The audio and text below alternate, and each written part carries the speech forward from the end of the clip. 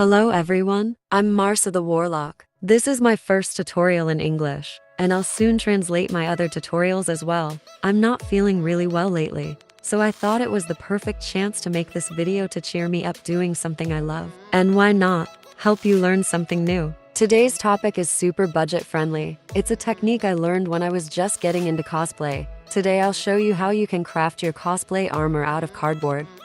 The first thing we should do is trace our patterns on a paper, or at least that's how I do it since I don't have a printer. On this occasion, I'm using a bikini armor pattern by Cosplay.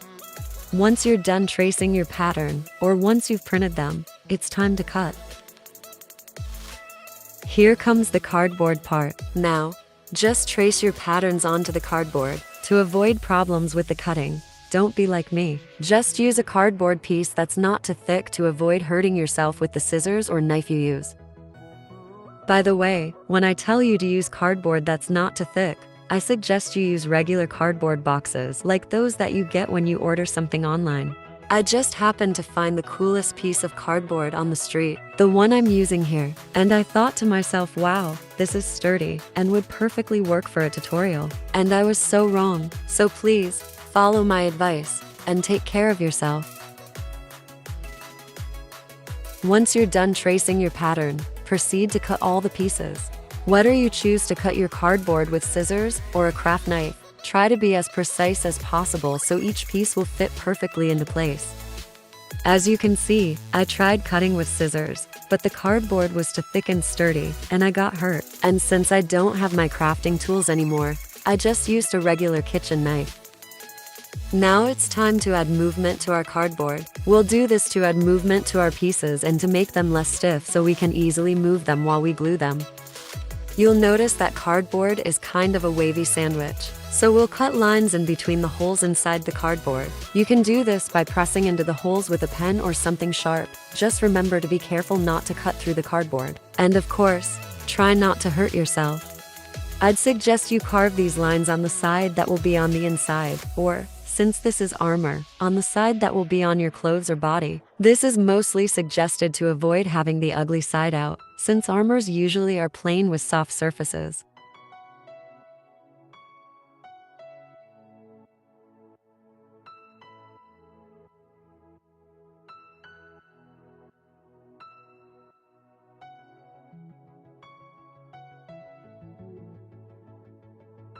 Once you've carved the lines along the pattern, it's time to separate them to make them movable. This can be tricky since cardboard has a strong adhesive to prevent it from breaking. Just be patient and make sure all the lines you carved are open and that they move properly. Another cool trick to use with this method is rolling your pieces into a cylinder once you've cut the lines. This will also help to make the pieces softer and more movable. Just to give you an idea, the cardboard movement should resemble that of a sheet of 4mm or 5mm Ava foam. Here's the result. Your piece's movement should look somewhat like this. Now it's time to put the pieces together. For gluing this, I'd suggest using a hot glue gun and silicone sticks. Because of the material we're working with, using masking tape is highly recommended for extra adherence. As you can see, I tried using the only tape I had around, and I failed miserably. But if you have, as I said before, masking tape, it should be easier. Now, take your hot glue gun and carefully start putting the pieces together. I recommend adding the hot glue little by little, since adding too much glue would slow the drying process, and you might get burnt if it drips on your hands. While you're gluing your pieces together, remember to apply a bit of pressure often. This will help keep the pieces in place while the hot glue dries. If you spot glue less places after your glue dries, don't worry. You can cover that with a bit more of glue, or just cover it later. Another cool tip to reinforce the joints is to add a bit more of hot glue on top. Please remember to use a stick or something to spread the glue. Fingers are great tools, but not for this step. As I said before, be careful, don't hurt yourself. The other reason why I suggested using hot glue is because it doesn't limit the piece's movement, as you can see. If, for whatever reason, you didn't tape your pieces together, It's always okay to check the placing of your pieces. The best option to avoid making mistakes if you don't tape your pieces together is to label them. Don't be like me, guys.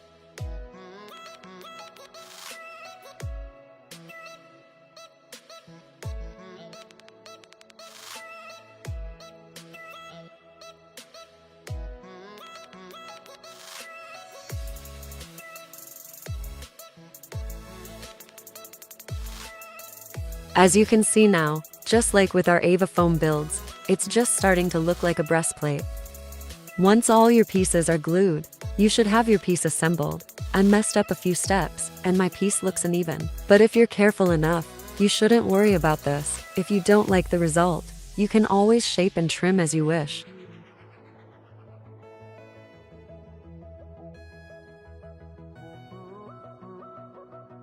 I wish I had the materials to show you step by step what I would do, but here are my final tips on how to finish your cardboard piece. Using the paper match technique was my first choice when I was doing pieces like this when I was just starting to get into cosplay. It is budget friendly, it turns your piece rock solid, and it can be sanded with sandpaper to get rid of the creases and wrinkles of the paper.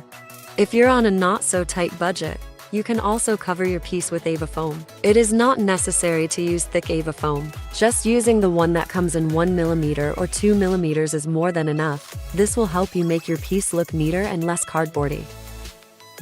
If spending a bit more isn't a problem for you and you still want to try to use cardboard instead of Ava foam, you can cover your piece with automotive body repair putty. Your piece will be extremely hard, super durable, and it would be less likely to break. If you're planning to use your piece without any clothes or bodysuit underneath, I highly recommend to add padding on the inside. Padding doesn't strictly mean add padding foam. It can also be just a piece of soft fabric. This is important to protect your skin from hurting. When you feel happy with the way your piece looks, you can start painting it. Any paint works well, from acrylic paint to spray paint and more. It's all up to you.